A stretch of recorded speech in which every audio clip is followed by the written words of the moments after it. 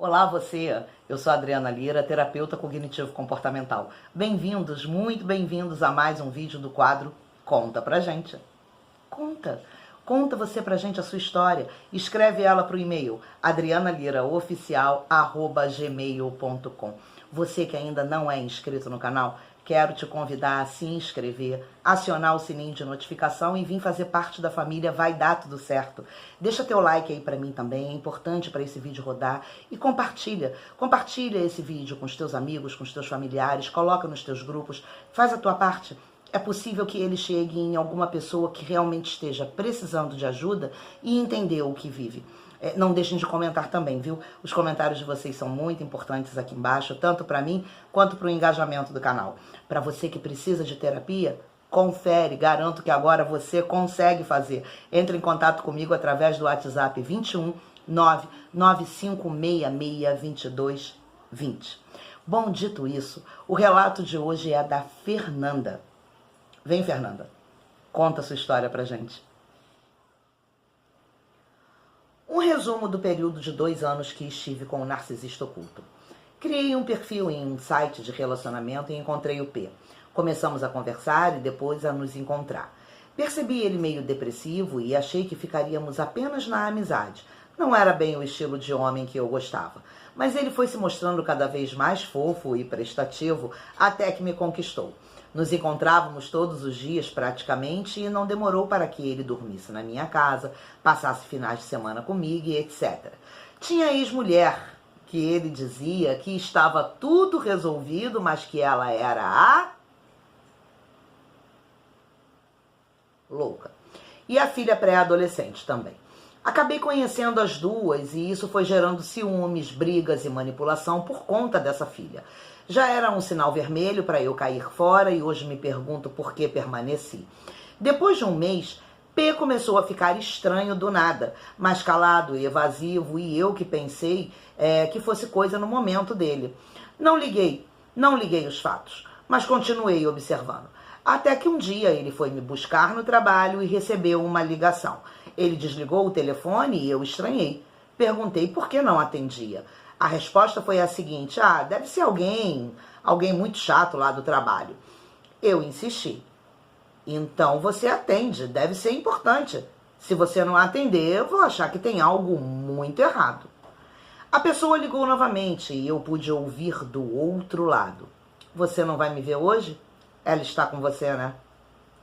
Ouvir aquilo foi como uma bomba atômica. Como se uma bomba atômica tivesse caído sobre a minha cabeça e eu tomei o telefone da mão dele e fui cobrar explicações. A mulher do outro lado ficou de deboche comigo e começou aquela baixaria que você já pode imaginar. Chegamos na minha casa e tivemos uma briga horrível. Ele disse que era uma amante que ele teve da época do casamento e que assim que soube que ele estava comigo, ela surtou e começou a correr atrás dele. Transamos naquela mesma noite e no dia seguinte, às 6 da manhã, o telefone toca. Ele estava no banho, se preparando para trabalhar. Eu atendi o telefone e era a tal amante, casada, cheia de empáfia. Como não podia ficar por baixo, disse que ela devia parar de ligar porque tínhamos acabado de transar gostoso. Meu Deus, como me rebaixei. Ela, com toda frieza, disse que não tinha problema, porque os dois se viam todos os dias no trabalho. Nessa manhã, brigamos de novo e fiz ele bloqueá-la. Óbvio que não adiantou nada. Os dias se seguiram com confusão mental, brigas, promessas apaixonadas, chateações da ex-mulher e filha, sogra. Uma voz interior me dizia para cair fora, mas eu insistia em não ouvir. Agora eu não estava mais disputando o alecrim dourado com a ex-esposa. Ainda tinha a ex-amante inconformada. Resolvi fincar meu território e propus morarmos juntos no apartamento da minha avó falecida. Ele me ajudaria com as despesas da casa. Ele foi pra lá brigado com a mãe por ela ter me destratado. E isso fez com que eu estivesse validada e mais segura do amor dele por mim. A ex-amante, aparentemente, também tinha nos deixado em paz. Ele conseguiu esconder melhor. Compramos móveis, mobiliamos a casa, reunimos a família para os almoços. Eu fazia tudo praticamente sozinha e não me importava. Como estava cega. Ele gostava de ficar no computador o dia inteiro às vezes. Nossas saídas começaram a rarear. Fui ficando estressada com as tarefas domésticas e o meu trabalho. Pedia ajuda a ele, mas era difícil dele fazer. E eu acabava largando para lá para não brigar. Assim como as saídas, o sexo foi escasseando. Ele alegava estresse, dizia que estava com candidíase e precisávamos fazer um jejum sexual. Tomamos remédio e eu fiquei paranoica e insegura, achando que ele tinha voltado com a ex-amante. Na verdade, nunca terminou. Revistei a parte do armário dele e encontrei camisinhas, remédio para ereção e um gel lubrificante. As explicações eram as mais loucas possíveis e eu aceitava. Por que eu aceitava? Decidi contratar um detetive particular, mas não consegui descobrir absolutamente nada. Não sei como ele fazia para não ser pego. Ele escondia muito bem. Fui ficando cada vez mais insegura, cobradora, ligava o tempo todo para o trabalho dele, controlava os horários, não tinha paz. Ele me desqualificava através de piadinhas, músicas de duplo sentido que cantarolava, gestos com outras pessoas, e isso me deixava muito confusa, porque ele fazia o gaslighting depois. Em 2 ocasiões, acordei no meio da noite e ele estava em cima de mim, se tocando. Disse que já fez isso em outros momentos e que eu não acordava. Falava isso como se fosse a coisa mais normal do mundo. Que doente. Fiquei tão chocada que falei que se acontecesse novamente eu ia denunciá-lo para a polícia. Minha mãe resolveu se mudar para o sul e deixou o apartamento dela para ficarmos lá, pois era maior. Nos mudamos e não sei porquê, mas eu alimentava a esperança de que tudo seria diferente naquele apartamento. Porém, os conflitos continuaram. As desqualificações sutis, triangulações com a ex-esposa, a filha, a mãe dele, enfim. Descobri minha gravidez. Estava feliz, que era algo que ele queria também. Fiz a ultra, escutei o coraçãozinho do bebê batendo. Foi uma emoção muito grande. Comprei algumas roupinhas e modifiquei os móveis do outro quarto. 1 semana depois, começou uma hemorragia intensa e foi uma peregrinação de hospital, exames, repouso para fazer. Tive que ficar afastada do trabalho, enfim, um desgaste emocional horrível. 7 semanas foi o tempo que o meu bebezinho ficou comigo. E apesar de nunca mais esquecer disso, sei que foi melhor para mim que isso tivesse acontecido. Na minha não aceitação, joguei a culpa em cima da ex que mexia com coisas espirituais. Até não duvido, porque ela se tornou uma mulher desequilibrada por causa dos 20 anos de abuso emocional. Não tive tempo de vivenciar o meu luto e por conta de tudo que passei, comecei a fazer terapia. Comecei também a assistir conteúdos sobre narcisismos no YouTube e as fichas foram caindo. Ano passado, me conscientizei de que, na verdade, ela não foi a principal causa da minha infelicidade conjugal. Ele também se alimentava de toda essa confusão e ainda fazia a intriga dela comigo, pois eu percebia que o que eu falava com ele sobre nossas questões, ela sabia. Fiquei ainda um tempo na negação. Não queria aceitar que tinha vivido uma vida de mentira, onde ele ia me explorando de todas as formas. Financeiramente, porque eu bancava praticamente tudo, emocionalmente, etc. Fiz então uma lista de prós e contras do relacionamento e me assustei, pois tinha mais contras do que prós. Depois disso, comecei a preparação para terminar com tudo. Tinha engordado muito, estava sem autoestima, sem valor, me sentindo um burro de carga que só servia para pagar as contas. Contei algumas coisas para a família e amigos próximos, mas não contei tudo. Eu tinha vergonha, muita vergonha. Na verdade, acho que nem precisaria contar, pois estava na cara o meu estado de deteriorização. Ele agia como um vampiro sanguinário, sugando todas as minhas forças. Consegui ter forças para fazer as malas dele depois da terceira tentativa. Minha mãe estava passando um dia conosco e me deu forças para fazer o que era preciso. Foi difícil. Ele não queria sair da minha casa, ameacei até chamar a polícia caso ele não saísse. Foi um dia traumático, eu fiquei muito mal. Entrei em depressão, tive que tomar remédios controlados, meu rendimento no trabalho começou a cair muito e eu pedi um adiantamento das férias. Parti então para o sul com a minha mãe e fiquei numa espécie de autoexílio. Ao mesmo tempo, o P sempre me mandava mensagens, inventava 1000 pretextos para falar comigo, fazia chantagem emocional e etc. Quando retornei, eu já estava um pouco melhor e aceitei conversar. Impus algumas condições para a volta, que continuássemos em casas separadas e que não houvesse mais problemas com a ex dele, porque se acontecesse algo desse gênero, eu terminaria de novo com ele sem olhar para trás.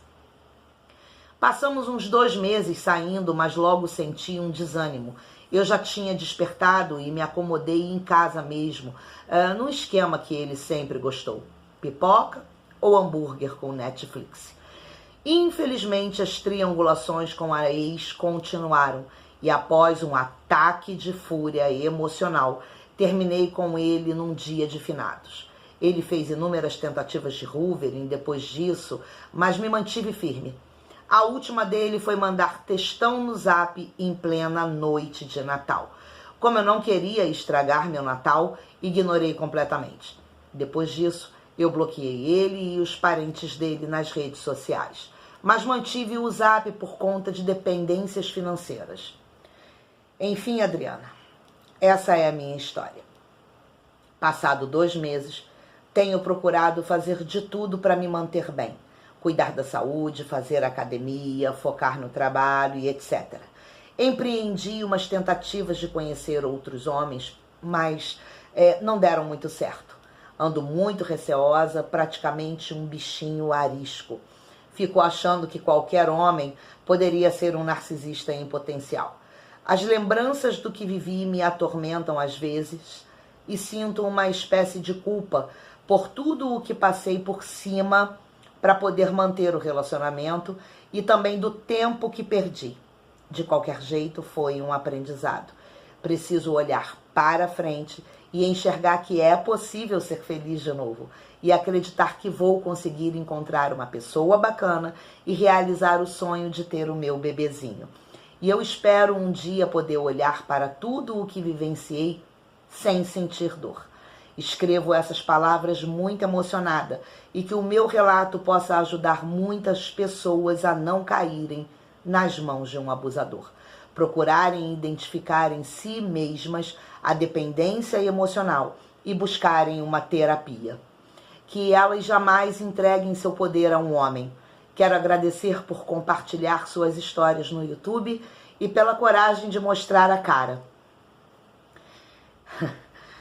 Tenho certeza que sua iniciativa tem ajudado muitas mulheres que estão enfrentando essas situações tão dolorosas. Algumas até com agressões físicas. Você é uma mulher admirável, de muita fibra, uma sobrevivente. Gratidão. Fernanda. Eu que agradeço. Eu fiz algumas observações aqui para que o vídeo não fique muito longo, então eu vou ler. Quando ela diz que criou um perfil em um site de relacionamento. Eu gostaria de alertar vocês com esses sites. O perfil pode ser o que a pessoa quiser, o que ela imaginar. Tenham muito cuidado com isso. Não é que não se possa entrar, nem criar uma conta, não é isso. Não precisa entrar na paranoia, mas ter cuidado, se preservar. É importante isso, tá bem? Uma outra coisa foi, depois de um mês começou a ficar estranho do nada. Esse foi uma citação aqui da Fernanda. Então, a etapa do Love Bomb, ela é muito cansativa para o narcisista, sabe? É uma fase que ele se oferece muito, ele se doa muito, e na verdade para o narcisista, o foco nunca é a vítima, o foco é ele, o foco tá nele. Por isso essa fase é tão cansativa e tão rapidamente, quando a vítima está enredada, eles já passam para outra etapa desse ciclo de manipulação, que muitas das vezes pode ser o gaslight, ou a triangulação, ou a difamação, talvez a desvalorização, depende muito do tipo, tá? Ela também citou que ela cobrava explicações, né? A mulher do outro lado ficou de deboche comigo, começou aquela baixaria que a gente já pode imaginar. E esse aqui é um cenário em que vítimas e vítimas secundárias colocam o narcisista num pedestal. Essa triangulação é uma fonte de suprimento magnífica para eles. Olha só, eu costumo falar, né? Eu defendo muito isso. As mulheres se defendem até um determinado ponto, sabe? Aquele ninguém larga a mão de ninguém, é só até onde entra um homem, gente. Entrou um homem, começa a disputa, começa a briga, a outra começa a ser louca, as mulheres validam tudo que esses homens fazem, e isso é uma coisa a se observar, sabe? Tenham cuidado com isso também, tá bom? Aqui ela também menciona que ela fez uma lista de prós e contras do relacionamento, né? E que chegou a se assustar. Isso aqui é muito importante, porque a Fernanda, ela fez o que é realmente preciso praticar, o pesar. Eu fiz um vídeo falando a respeito dessa balança do bom senso, vou deixar o card aqui para que vocês possam assistir, que vocês vão entender melhor essa necessidade.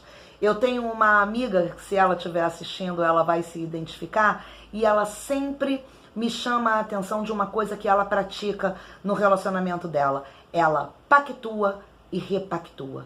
Pactua e repactua. Por quê? Porque as necessidades vão se mudando mesmo. É natural que aconteça. Quem tem 20 não é a mesma pessoa quando está 30.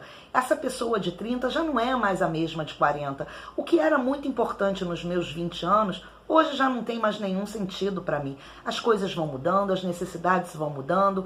Então essa ideia de pactuar e repactuar é bem interessante e eu super apoio, tá?